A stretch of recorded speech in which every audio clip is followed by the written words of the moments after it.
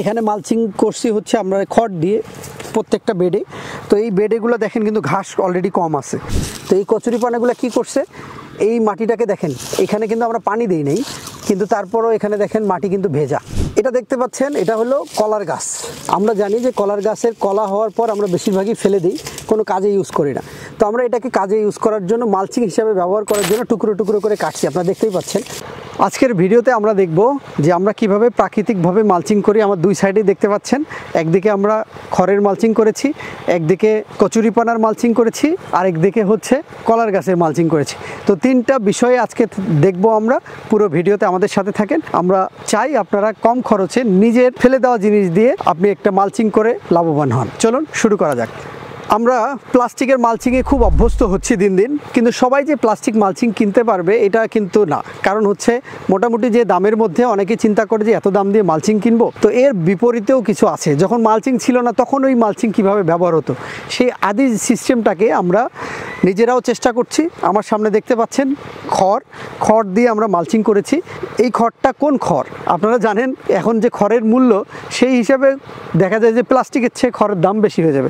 তো আমরা কি করেছি, গরু দেখবেন খাওয়ার পর কিছু খড় ফেলে দেয়, যে খড়টা খুব একটা কাজে দেয় না, মানুষ কি করে গোবরের সাথে সাথে ফেলে দেয়, সেই খড়টাকে আমরা কালেক্ট করে এরকম করে বিছিয়ে দিয়েছি। তো এটার জন্য কি হয়েছে, আমরা প্লাস্টিকের মালচিংয়ে দেখেছেন যে যখন একটা ফসল ঢাকা থাকে, সেই কারণেই কিন্তু ওখান থেকে কি হয় না, আপনার বিভিন্ন যে ঘাস, সেই ঘাসটা আর বের হইতে পারে না, কারণ আলো বাতাস পানি কিছুই পায় না। তো সেম সিস্টেম এখানে আপনি দেখেন যে আমরা অলরেডি এখানে মালচিং করছি হচ্ছে আমরা খড় দিয়ে প্রত্যেকটা বেডে। তো এই বেডেগুলো দেখেন কিন্তু ঘাস অলরেডি কম আছে। এই খড়টার মধ্যে যখন আমরা পানি দিই, পানিও ধরে থাকে, প্লাস হচ্ছে এই ঘাসগুলোকে কিন্তু উঠতে দেয় না, কারণ ও আলো বাতাস এগুলো পায় না। এই মুহূর্তে দেখতে পাচ্ছেন একটু ভিন্ন ধরনের মালচিং, কারণ আপনারা এতদিন প্লাস্টিকের মালচিং দেখে আসছেন। তো আমরা চিন্তা করেছিলাম যে প্লাস্টিক বাদে অন্য কি মালচিং ব্যবহার করতে পারি। আমরা কি করেছি, এখানে দেখতে পাচ্ছেন কচুরিপানা জানেন যে সব জায়গায় পাওয়া যায়। তো সেই কচুরিপানা কেটে কেটে আমরা এখানে দেখেন দিয়ে দিচ্ছি।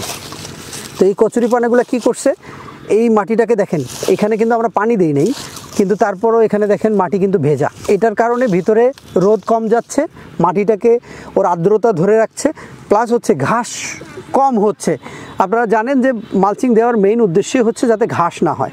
তো আমরা চেষ্টা করেছি যে প্লাস্টিক বাদেও যাতে কিভাবে মালচিং করা যায়, এই কারণেই কিন্তু আমরা এই কচুরিপানা ব্যবহার করেছি। আপনারা চাইলেও করতে পারেন, আমার মনে হয় এটা আপনাদের বাসার কাছেই পাবেন, এটার জন্য খরচ করতে হবে না, বিনা খরচে একটা মালচিং আপনারা করতে পারবেন। আরও ঘন দিতে পারেন, আমরা একটু ফাঁকা করে দিয়েছি, আপনারা আরও ঘন ঘন দিতে পারেন। আস্তে আস্তে এটা নষ্ট হয়ে কিন্তু এই জমিতেই একটা সময় সারে রূপান্তর হতে পারে। তো আমার মনে হয় এই মালচিংটা আপনার খুবই কাজে দিবে।